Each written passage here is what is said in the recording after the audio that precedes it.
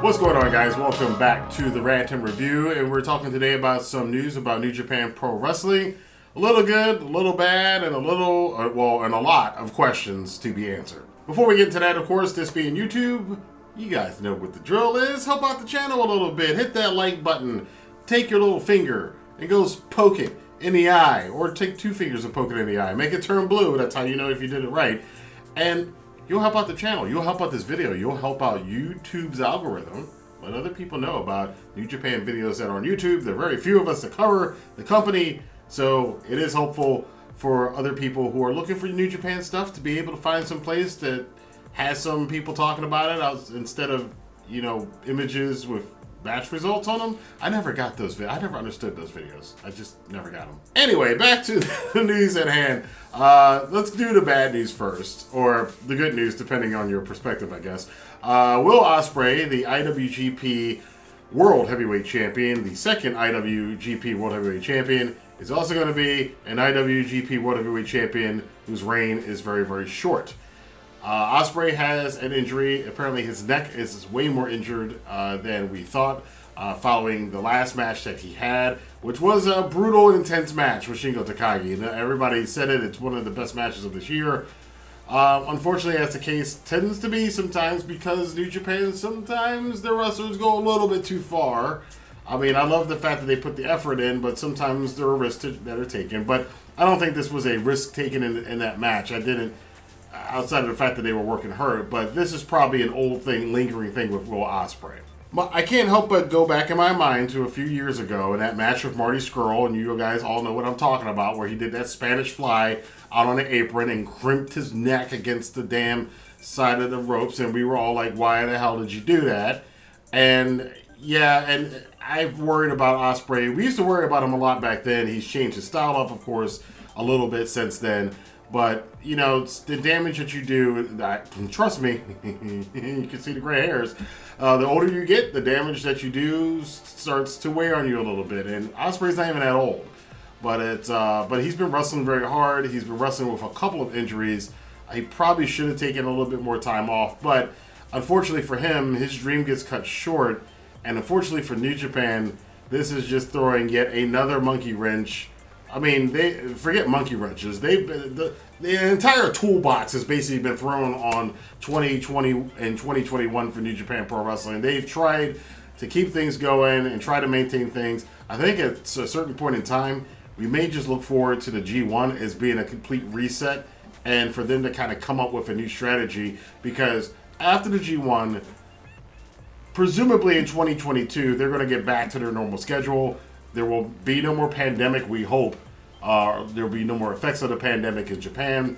There will be no Olympics, hopefully, that year in Japan. So they will be kind of back to normal. The crowds will be back again. And just to point that out, I watched an ironic show. It was Kota Ibushi's debut as Tiger Mask W back at King of Pro Wrestling 2016.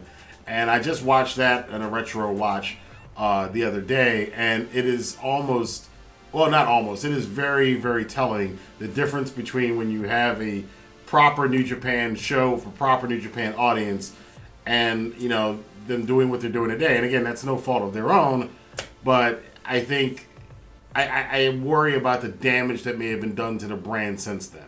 Now, on the good side of this, New Japan, even though they had to shut down because about 9 wrestlers had COVID, I noticed none of the wrestlers mentioned are on the show yet, which is still a little bit worrying.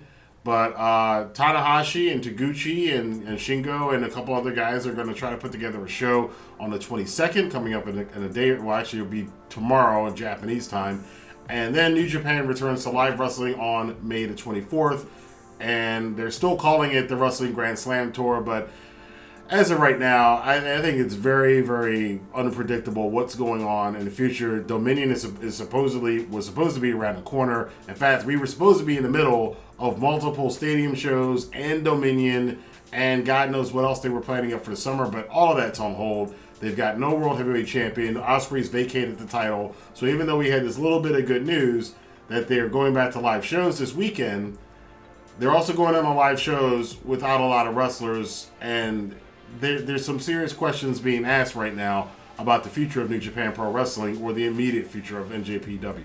Are we going into another dark period for the company? I mean, this company has had a lot of dark periods, and I'll say this, and I've said it before, if New Japan goes into a dark period, you know, they've had one of the longer good hot streaks of any promotion, and I'm talking about anywhere, or in the last like 30 or 40 years, certainly in my lifetime as being a wrestling fan.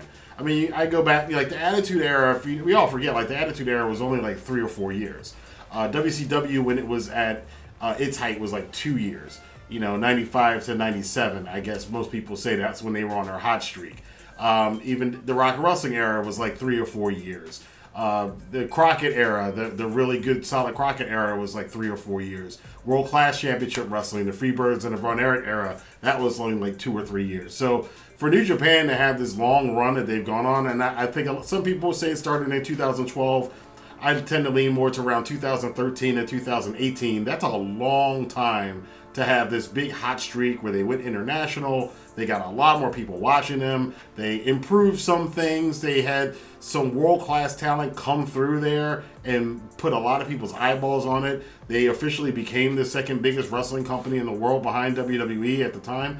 So, yeah, they had a good run. Hopefully it's not the end. I think a lot of those guys over there are itching to get back to doing things the way they used to do them, and itching to get back to the prominence that they have been enjoying in 2014 and 15 and 16 and 17 and 18 and 19 when wrestling fans all over the world in multiple countries were just wowed and amazed by the stuff that they were doing and the performers that they had. So I wish a speedy recovery to Will Ospreay. I know, again, and it's even up now, there's a lot of people who are celebrating, which I don't celebrate anybody being hurt. You may have some issues being judge and jury to the incident that Ospreay was involved with.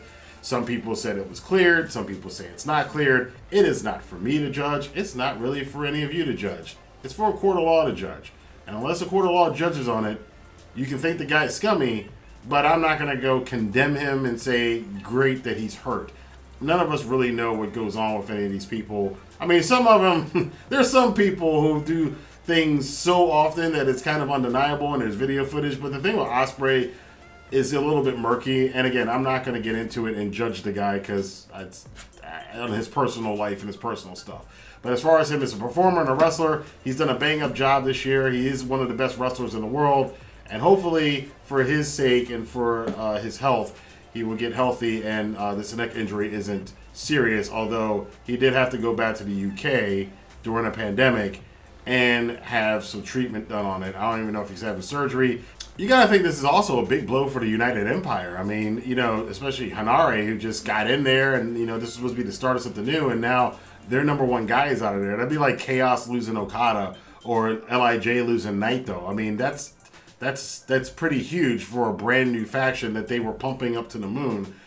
Maybe it could be a good thing for somebody like, I can't see Great O'Khan taking over, but Jeff Cobb. Maybe it's a great opportunity for Jeff Cobb to kind of take that group under his wing and provide a little bit of an interesting storyline for when Ospreay comes back. If he comes back, hopefully, I think he'll come back, but we don't know. But maybe it's time for somebody to step up. This is a tried and true thing with New Japan Pro Wrestling. When one guy goes down, another guy will step up, and we'll see what happens with the United Empire going forward. And as far as the World Championship scene, they haven't made any announcement about it yet. I would kind of like them to wait to the G1 and just say, you know what?